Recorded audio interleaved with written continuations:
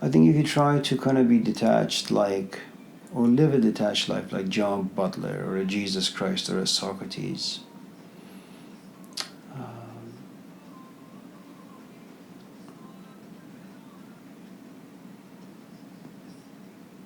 you must slowly have cultivated within you a good amount of pain that just pushes you away from everyone and everything.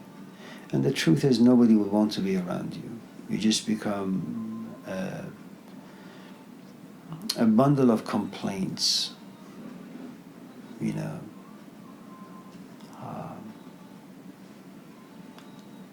There is this story, I'm not quite sure which Sufi was this, but somebody goes to him and says, hello, like, salam alaikum, and this guy doesn't say anything. And he goes back the second time and says, hello, salam alaikum, and again this old man doesn't say anything. And he goes for the third time and says, salam alaikum, hello again, and the old man doesn't say anything.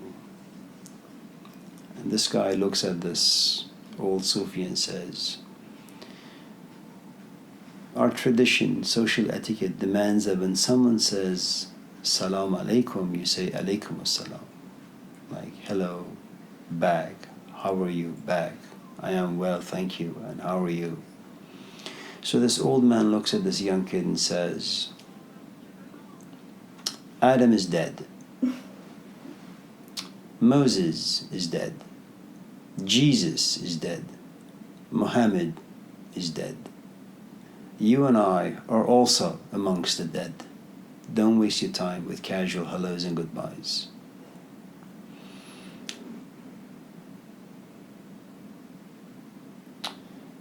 I mean, it's a very kind of extreme place to be in life, where you don't want to talk to anyone and you don't want to be talked to or talked at.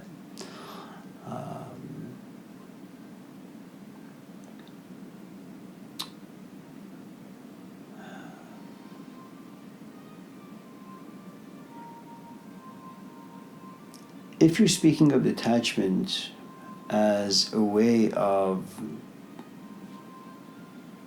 not getting hurt, that's a very, very, very different story.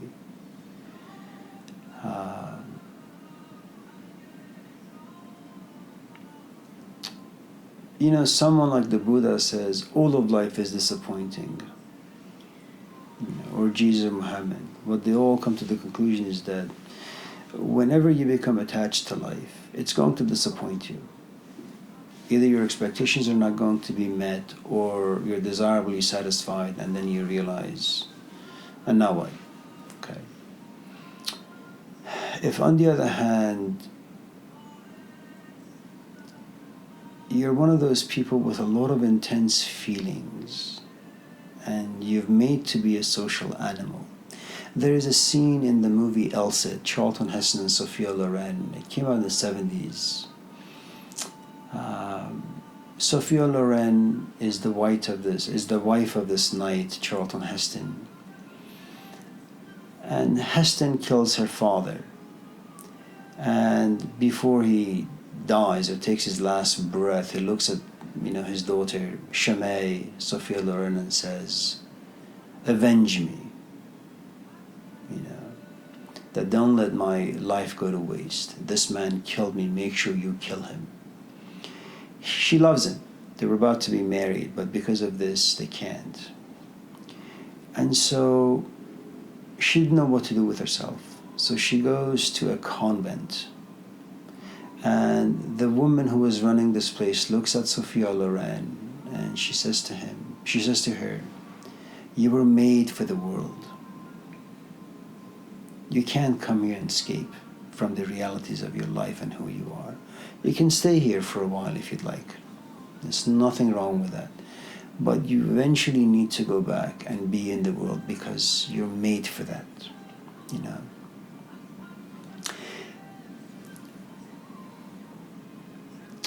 I think if you come to realize that you're one of those people where, and I'm just going going to use a few analogies that have really nothing to do with any of us here.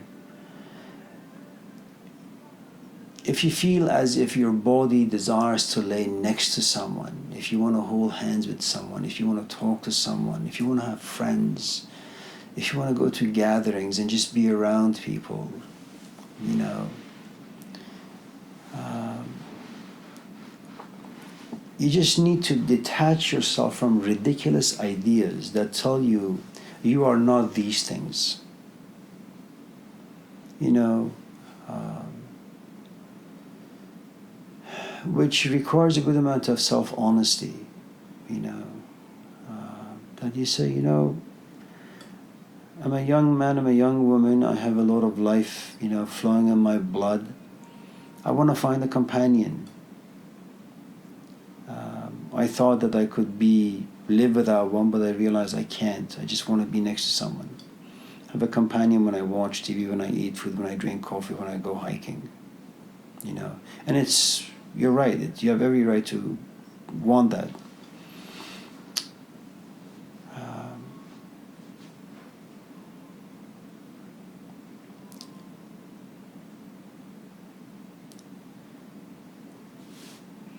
You know, a disclaimer is that all the stuff, you know, they are so easy to talk about, and they are nearly impossible in application, you know.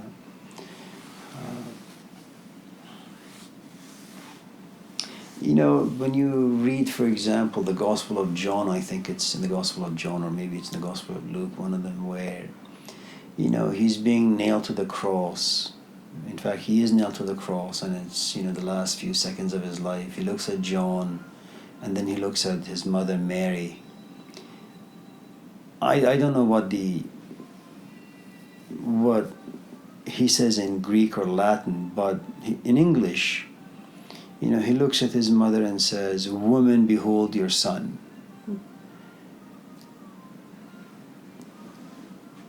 You know, and it's such a cruel thing to say to a mother who doesn't have the capacity to look at life, to look at love, to look at motherhood as an impersonal thing.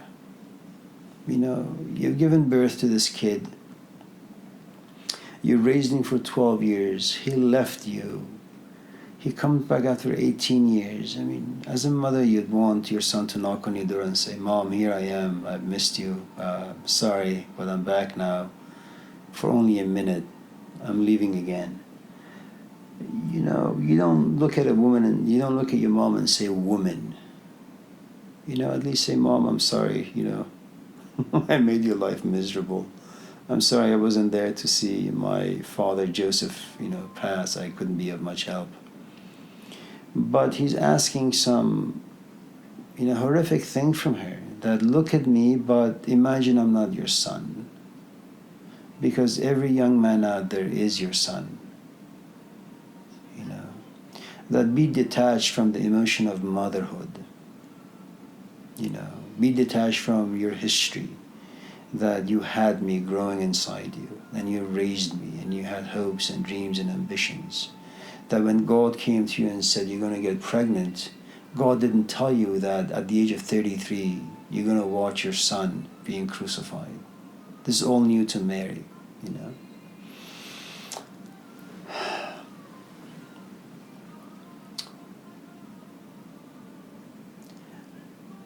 You know, I think these days it's just good to be detached from all the fantasies that we have about ourselves. And go into life and say, I want a companion. I just hope my decision-making abilities are intact, they are mature, that I'm not going to make the mistakes I've been making for the past 20 years, going out with ridiculous men or ridiculous women. What I will do, I will detach myself. I will detach myself from, you know, certain emotions or certain thoughts that may become obstacles to a relatively peaceful life. No life is peaceful, but it could be relatively peaceful. You know, instead of fighting every day, you can fight once a week. If you're lucky, once every 2-3 weeks. You know, you will fight nevertheless with your companion. And always, I suppose, make room for disappointment. As opposed to locking yourself up in your castle and never going out, and eventually losing even the memories of how you looked like, how you felt like without the armor, without your hiding place.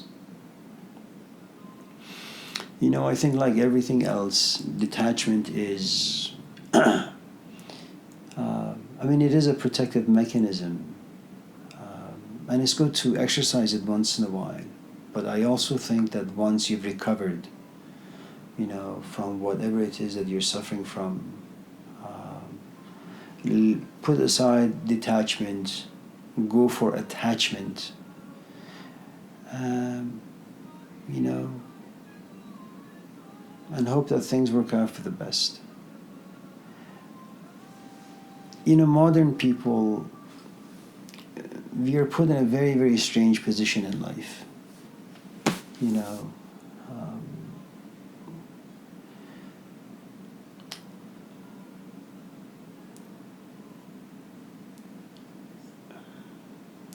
if when you go to Europe, for example, somewhere like France, somewhere like Italy, you see churches everywhere. You see statues everywhere. Like when I was in India, you would see monks walking around. There were temples everywhere. They would put flowers on cows and donkeys. And people just looked a certain way that inspired you to kind of speak eloquently and respectfully and in a very dignified way. The culture gave you kind of this transcendental language, It gave you this way of being, And if you didn't behave properly, you had like 20 people around you who would just smack you, In addition to your father smacking you, they would also like smack you.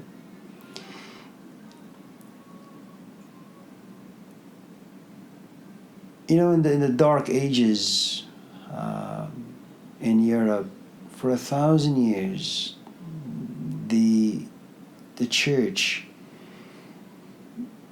used every artwork to inspire people in order to gravitate their psyche towards religion. It's one of those things that these ridiculous kind of scholars write about. Art was used as a propaganda. Well, of course it was. It's an icon. It's a rope, it's a ladder. And there are a series of images that inspire certain thoughts, emotions. And even if you didn't want to be religious in the 10th century, well, you walk into the street, and everywhere you see, there are monks walking around, there are churches, people are like singing the Gospels on a daily basis. And there's also poverty, not poverty the way that it is today, where you're just so saturated with trash and homelessness and poverty. And what happens when you become saturated is that you become indifferent after a while, and that's not the poverty we're talking about in the Middle Ages.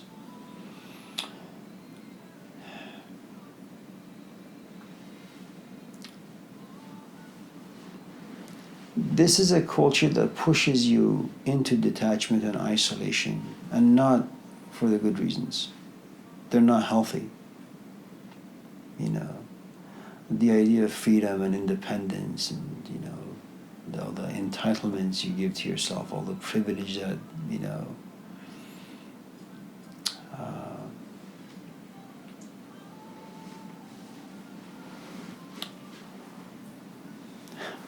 I had a student some years ago. He comes to me one day and says, I really like this girl in this class, but I don't know how I should be with her. I said, what do you mean?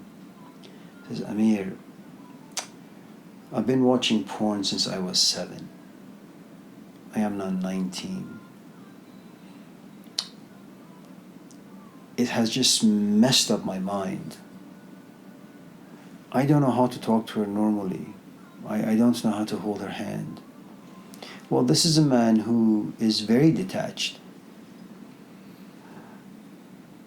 but his detachment is poison, you know. And that's the culture in which we live, you know.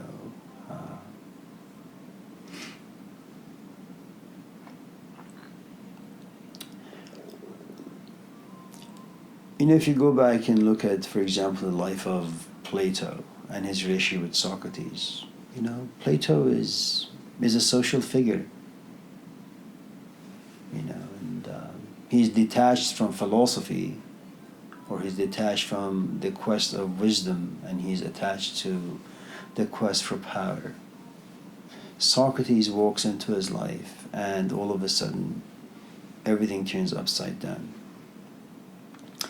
Plato loses interest in all the desires related to the physical world, and slowly becomes attached to desires that kind of ascend him, elevate him towards whatever Socrates promised him,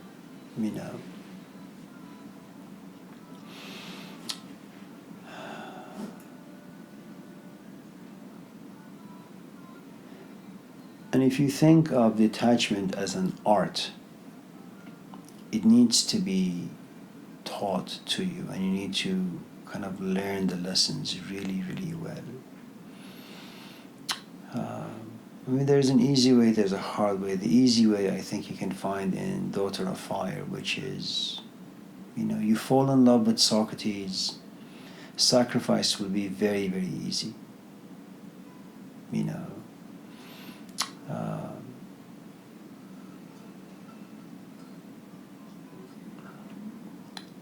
And because you love Socrates, and love kind of creates respect, it also creates fear, it also creates this desire inside you where you want really to make the person you love happy all the time. So therefore, you do whatever he or she asks of you. And so detachment in that scenario becomes very, very, very easy. And there comes the point where Socrates looks at you and says, Plato, you have graduated. I no longer have anything to teach you. Well, Plato has a good amount of Socrates inside him. He doesn't want to go back into the world. It's a good detachment. I don't know if I can say I'm like that.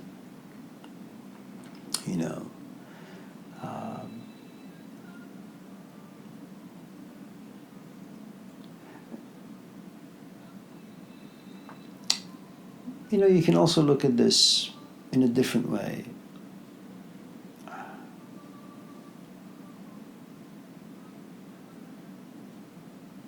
You wake up at 9 in the morning, you shower, you head to your class, and you teach every single day, with the exceptions of Friday, Saturday, and Sundays, unless you have gatherings at your home. You're in the classroom from 9 in the morning or 10 in the morning till about 4 or 5 or 6. Let's just say you teach a night class as well, once or twice a week. And let's say you really enjoy the subject that you teach. Let's just say it's philosophy.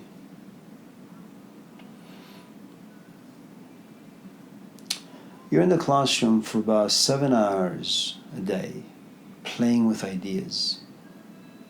That is such a luxurious life. It's such a privilege. Because what you're advertising to yourself is the world of ideas, profound ideas about justice, about dignity, about truth, about God, about suffering. You're connected to something that the physical world usually can't offer you. The classroom becomes your sanctuary. That's a lot of power that you have there. You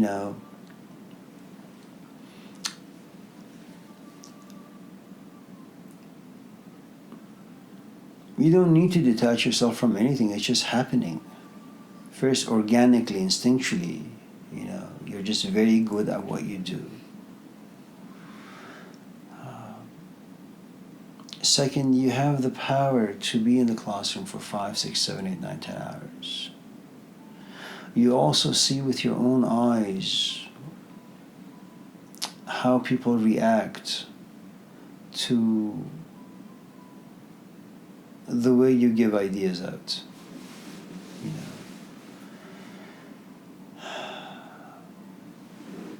know, it doesn't mean that once in a while you're not going to say, sure, you know, I'm great at what I do, but it wouldn't be bad to sit and have coffee with someone once in a while. You'll have those days.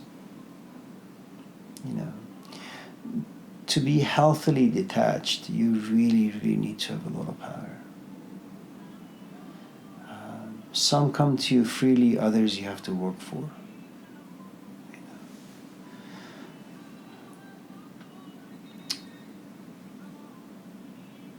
I think for us in the 21st century, we just need someone to teach us how to be attached in a healthy way to things, to healthy things. You know, I just don't want to move into a relationship out of desperation, because it's just going to backfire.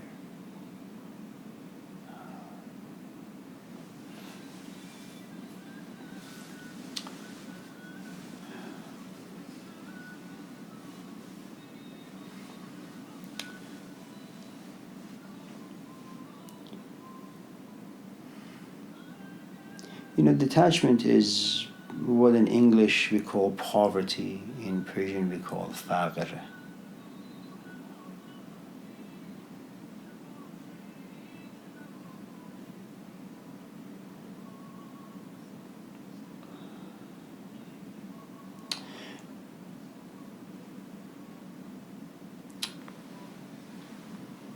You know, we talked about this particular group of people in the Sufi tradition called malamatis.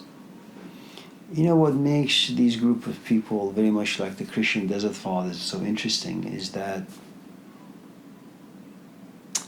kind of like Gurdjieff, where he says people lie all the time, not because they want to, but because they think that they can so easily tell the truth. They don't really realize that truth is an art that takes many, many, many years to kind of become really good at, you know. So, without really wanting to, people lie all the time.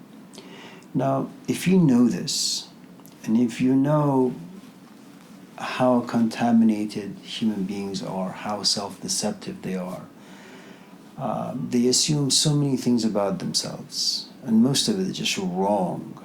You know, what you call false pride. That you're proud of, you know, it's like you run into a Muslim or a Christian or a Buddhist. And since this is America and I've been here for all these years, you know, I'm in the classroom, people claim to be like devout Christians and say, yeah, I've read the Gospels and I read them every single day, and I think I'm a really good Christian and Jesus would love me as a friend, you know.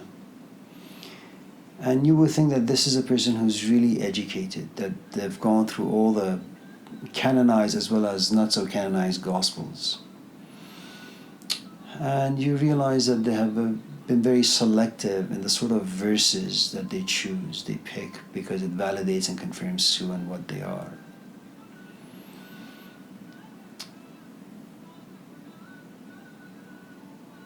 And then you come to realize, well, we like to give ourselves titles because it gives us meaning and purpose and value. Okay, now Gurdjieff knew all of this, as the Malamatis do and as the Christian Desert Fathers did.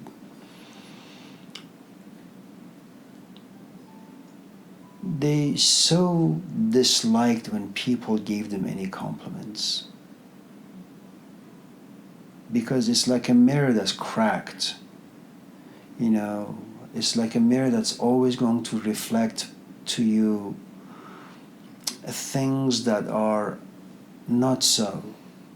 And if you buy those things, if you're convinced by what the mirror is reflecting back, you're in trouble. You know, it's like being with a drunk, and he keeps telling you how much he loves you.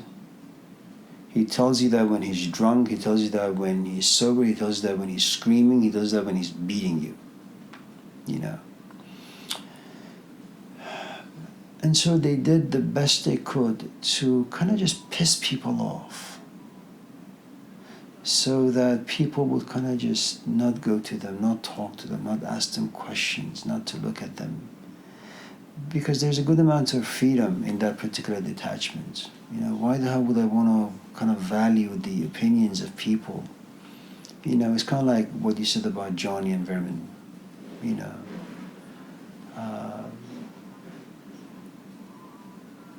Johnny has come to realize that SLOs and PLOs don't make someone educated. You know, forget the skin, just go to the meat. Vermin says, no, forget the meat, let's just tackle the skin. You know. And so there comes a point you just say, well, you know, I'm just going to be his friend, but I'm not going to be really his colleague. You know.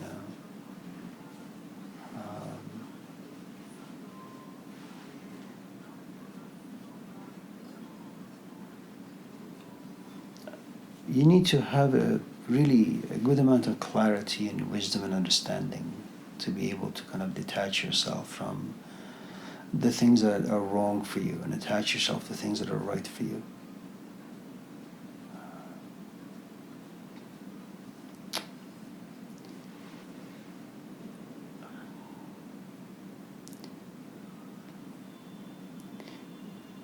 You know, pop stars are pop singers. You know, they're funny little people. You know, you're like, I don't know, you're like 20 and you're Mick Jagger, or you're Miley Cyrus, or you're, I don't know, Snoop Dogg, and you have a certain way about you. You sing certain genres of music. You move your body like any 20-year-old. You know, when you get to be 70 or 80,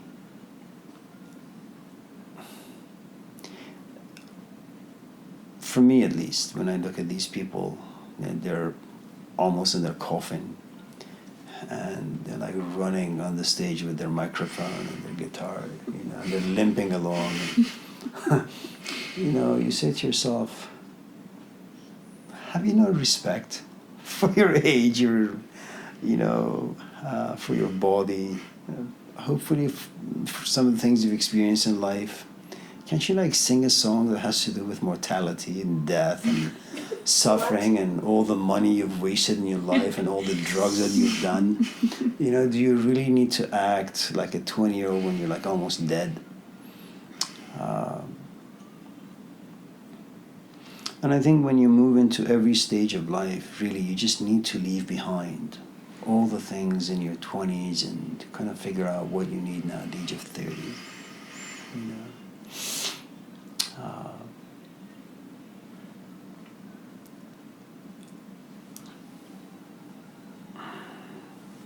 You know, my brother wants to be a dean one of these days. I was telling Genning, and it's good if you can be that, especially the last couple of years of your, you know, your profession, because then your retirement goes up. Instead of getting $2,000 a month, you'll get like, I don't know, $7,000 a month. The only price you have to pay really is with your life, which is you go to these, you know, meetings from 9 in the morning till about 9 at night. And that's what they talk about, SLOs and PLOs and ILOs, and, you know, what tree needs to be uprooted and planted where, and how you can, you know, fix the bathrooms and the budget and this and that.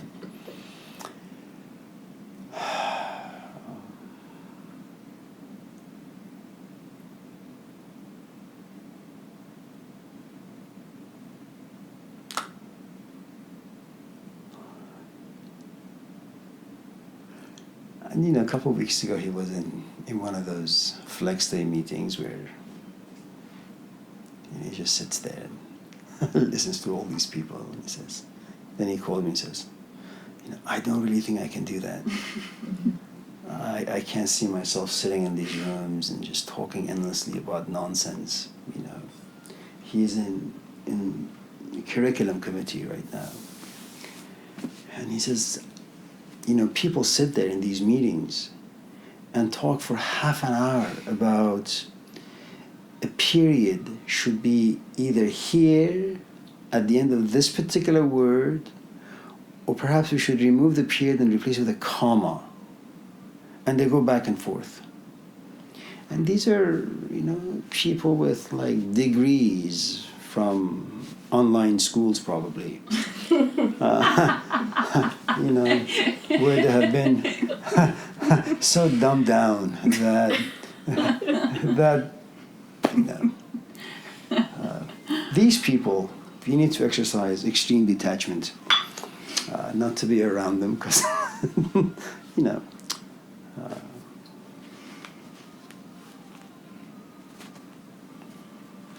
if you're 50, 60, and 70 and you're still talking about punctuation and grammar and not the content, there's really something wrong with you. But that wasn't really your question, so I'm just going to stop there.